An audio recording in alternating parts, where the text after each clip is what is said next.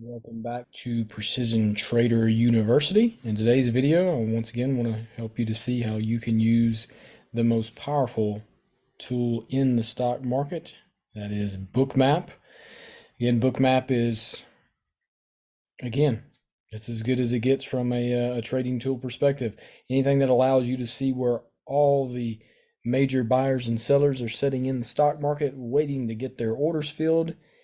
Yeah, that's a pretty powerful tool. So with that said, I'm going to show you one or two of the three high probability strategies that we use with this tool.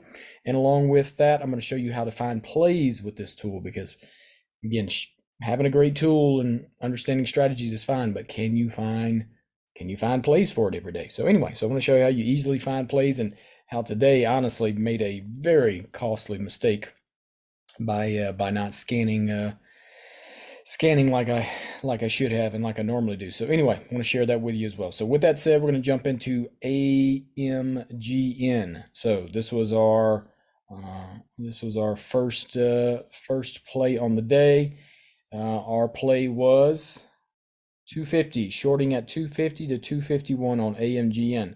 Now, again, for ones that are not familiar with Bookmap, it's pretty simple. We're just looking for these big orange and red levels. That signifies where the majority of buyers and sellers are. And again, we focus on, because as you scroll in, you can see more and more levels of liquidity. Well, we want to focus on the major stuff. So we come in here to the $5 increments, and we need to find levels that we can see on this $5 increment. So when we can see a level here, a nice orange and red, at a minimum of yellow, once we see that, we know that this is a major level. There's going to be major buying and selling at this spot, and we can take advantage of it.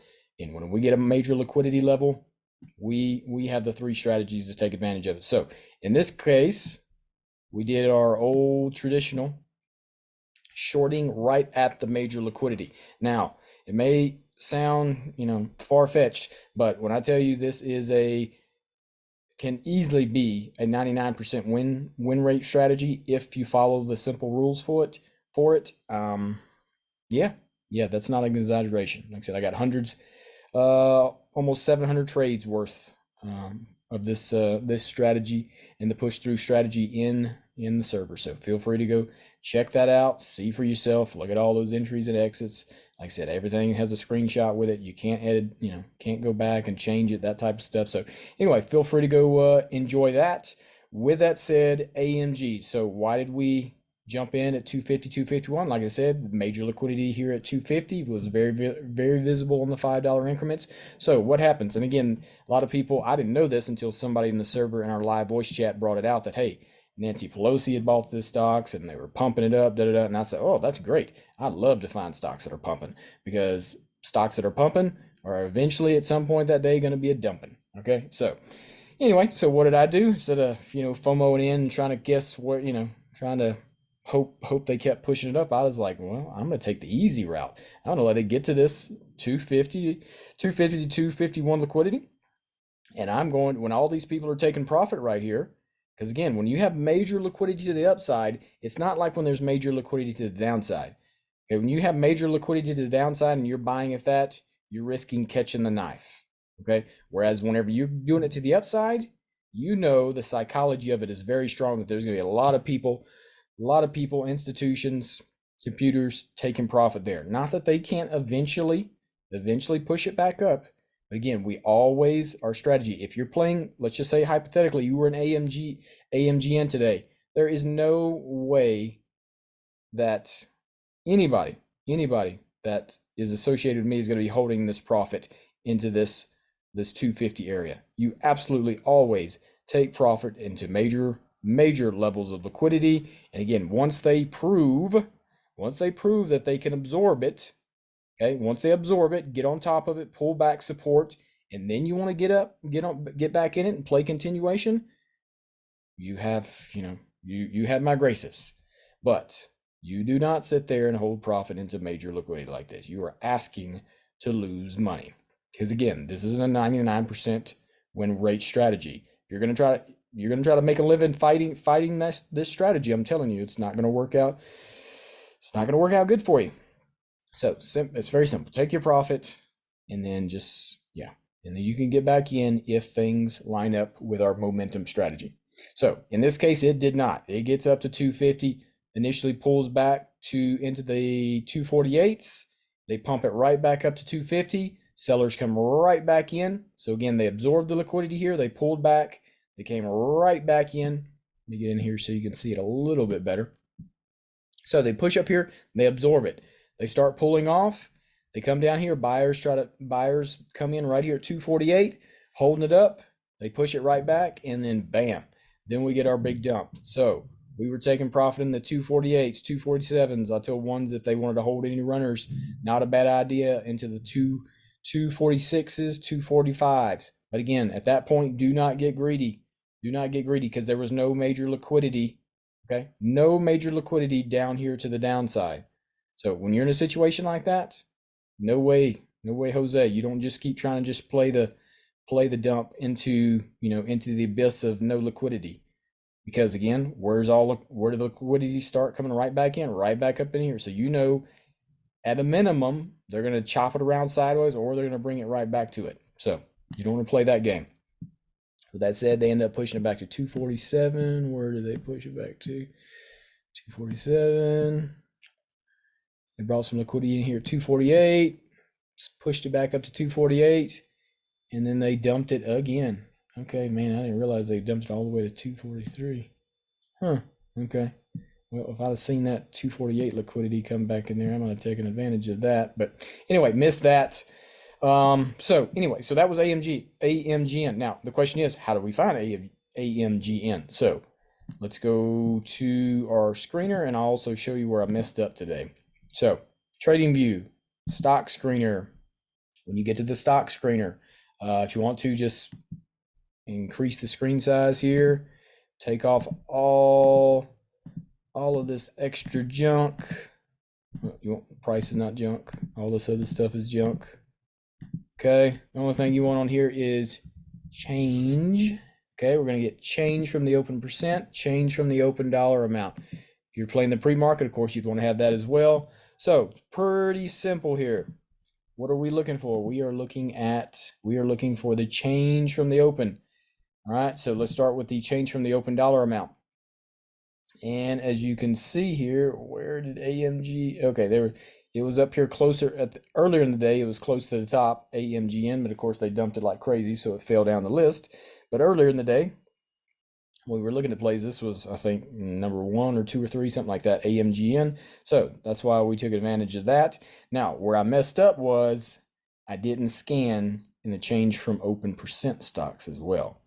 I was just lazy and I only looked at the dollar ones. Well, if I'd looked at the percent ones, I would have seen Upstart and Novavax.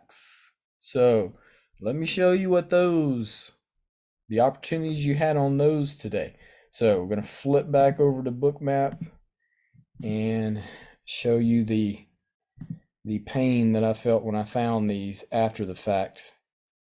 Again, this is all right. So let's start with Novavax here.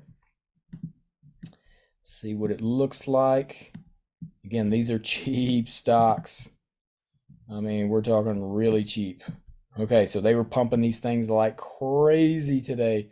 Okay, you look at your major liquidity.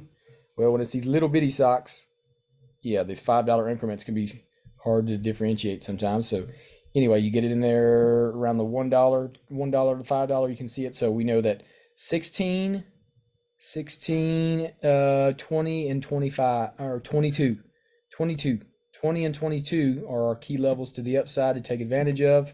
And let's see what happens. So at the beginning of the day, they pop it off at 1650, and then bam, where are they shooting to?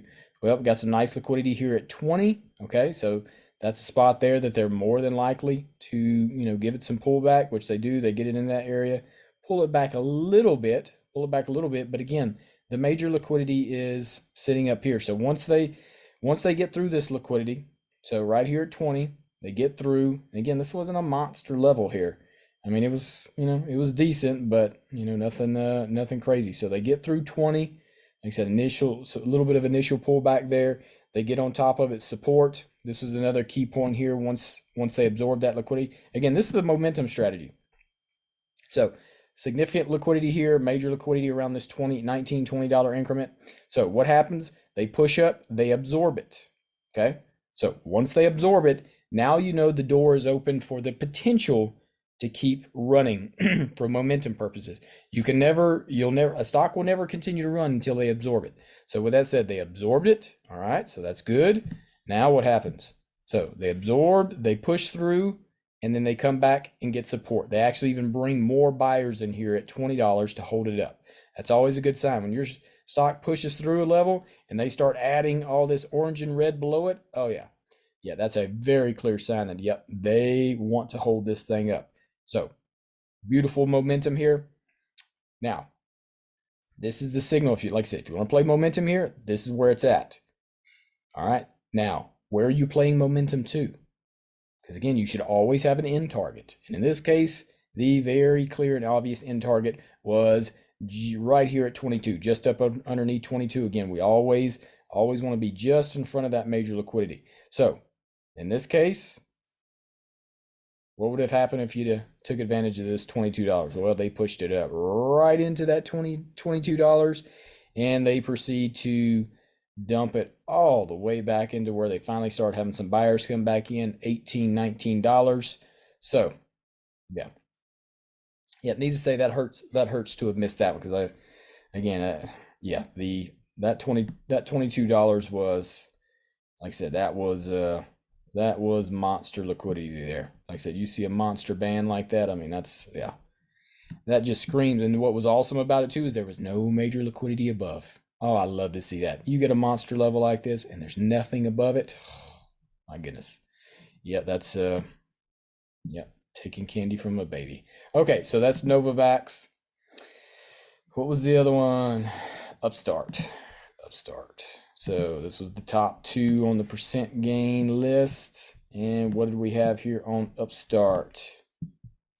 Alrighty, so monster liquidity. I tell you what, let me load a little bit more data so y'all can see what's going on here. All right. Needless to say, monster liquidity at $19, $20. Yeah, that was huge. Yeah, you want to talk about some extremely large liquidity.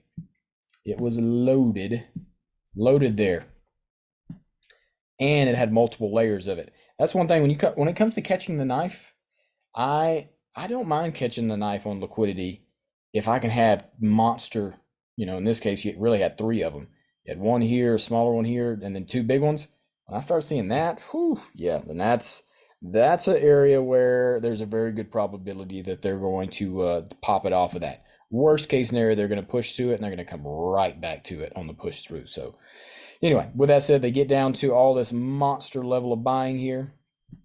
And again, if you zoom in, I mean, it's just gargantuan there at $20. I mean, there's a lot of people looking to do some buying there. So anyway, so they can pop it up there. They get on top of the VWAP support on that. That's always a nice indicator that, hey, in this case, where do they want to go? They want to go to the next major level of liquidity. In this case, 22. You could see that on the $5 increment there. So this was right at 22.60. So they get to 22.60 and they get to this liquidity and then they dump it back off. Not much. Let me see here. Probably about 40, 50 cents. Nothing crazy. Actually, I get it closer to 22.80. Yep, 22.80. So yeah, really 22.60 to 22.80 liquidity is where you had some nice sellers starting to come in. And with that said, they did knocked it all the way down. A little 60 cent dump, but again, on a $22 stock, so that's still good money there. So with that said, get a little bit of pullback. Now, when it came to the big level above, that was 24 to 25. That's where you started having some big old, like how we had down here at 20. Look at all this up here at 24, 25. So monster here, monster there. So what are we expecting? Well, once we get this absorption right here at 22.80-ish, so what did they do? They push through it, hold support, bam, blast off, clear indication. Where do they want to go? up here to this 24 to 25 liquidity. So with that said, they push, and they get right to the $24 liquidity, and bam, they dump it off 70-ish cents, push it right back up to it. Sellers start coming right back in. They dump it off again, $1, and then from there they end up dumping it all the way back to 22, all the way back to this liquidity. Because that's another thing to keep in mind too. Whenever you dump off major liquidity above, when you dump off all this beautiful liquidity up here, more times than not, they love, when they get a good dump going, they love to dump it back to the major liquidity that they just came from. So in this case, it was that, that 2260 to 2280 area. And sure enough, that's exactly where they sucked it right back to, because again, that was where there was major liquidity below. So with that said, really hurt to miss Upstart and what was the other one? Novavax. But what I said, that was good. Just a good lesson for you to make sure to always scan your percent gainers and your dollar gainers. And again, ideally, you want to start doing that about 15 to 20 minutes into the market. That's when you start getting to the sweet spot there. So yeah, keep that in mind. And also too, I know I usually do a SPY ES review for the members, but kind of still hurt from that today. We just missed. Man, we don't miss it a lot, but today was tough. We missed the top and the bottom. We missed the bottom by 65 cents on our entry today at SPY 355. And of course, anybody that's watching the market, it went from 355 all the way up to 363, $8 pump.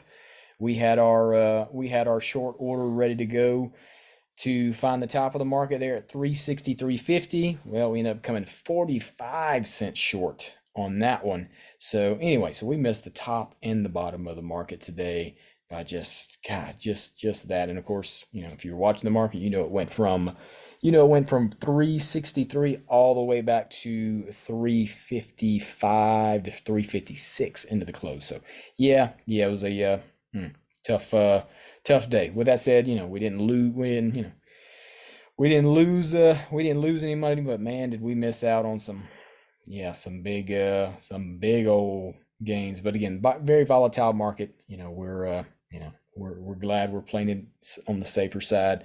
We do recognize there's a lot of people that are getting really hurt in the market right now. So we hate that for them, but at the same time, it's you gotta protect yourself. You really have to. So anyway, hope this video helped you. If you'd like more education, please feel free to come on over to the server. Live trading every day, stream Bookmap, all that good stuff. So feel free to come check us out. With that said, thank you for watching the video.